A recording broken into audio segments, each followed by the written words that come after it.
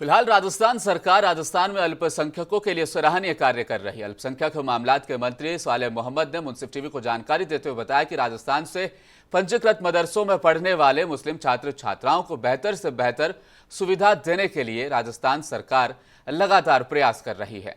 मंत्री सालेह मोहम्मद ने कहा कि मुख्यमंत्री अशोक गहलोत ने बजट घोषणा में कहा था कि मदरसों में रजिस्टर्ड मदरसों में 500 स्मार्ट क्लासरूम स्थापित करने की घोषणा की थी।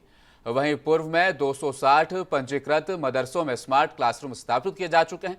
इस प्रकार वर्ष 2023-24 में भी 25 करोड़ की लागत से 500 पंजीकृत मदरसों में स्मार्ट क्लासरूम स्थापित किए जाएंगे।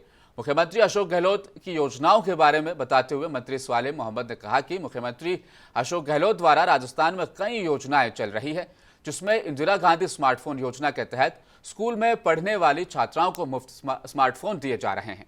इस स्मार्टफोन के माध्यम से छात्राएं अब ऑनलाइन क्लासेस ले सकती हैं। इसके अलावा और भी कई जानकारियां हमारे साथ साझा की। देखते हैं और सुनते हैं क्या कुछ कहा राजस्थान सरकार के अल्पसंख्यक मामलात के मंत्री सालेह मोहम्मद ने। उसी समय से मेरा ये प्रयास था कि मैं अक़लियत के लोगों के लिए सबसे ज़्यादा एजुकेशन में तालीम के लिए अच्छा काम क्या कर सकता हूँ।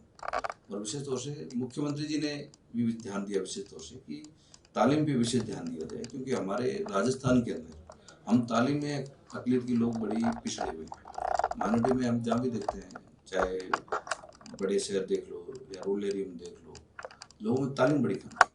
तो पहले जो मदरसा बोर्ड हमारा चल रहा था वो एक छोटे से आदेश पे चला था। 2003 के आदेश निकला था, शिक्षा विभाग से अलग हो गया। तो उसके बाद में सबसे पहला काम हमने किया, मदरसा बोर्ड का एक्ट बनाया, उनको एक संवैधानिक दर्जा दिया।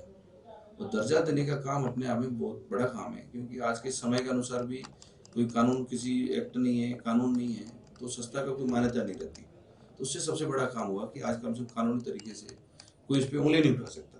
मैं शुक्रिया अदा करता हूँ मुंशी टीवी आज पूरे देश के अंदर जो अक़लियत के लोगों के लिए तमाम देश के मुद्दों पर आज जो आवाज़ उठा रही है, तो ये मैं मेरी तरफ से बहुत बहुत शुक्रिया अदा करता हूँ। और हम चाहते हैं कि देश की एक मुंशी टीवी आवाज़ बने, तमाम मुद्दों पे बात करे और सच्चाई जो हमेशा रहती है, सच्चाई मुंशी टीवी जो बता रही है, ऐसे कहीं ना कहीं जो देश में लोग बैठे हैं उनको उन तक कानों तक बात पहुँचेगी और आम और गरीब आदमी को उसकी आवाज़ का जो है मुंशी टीवी की तरफ से जो चीज़ें उठाई जा रही हैं, उनके लिए मैं उनके पूरे परिवार को मेरी ओर से बहुत बहुत शुभकामनाएं देता हूँ।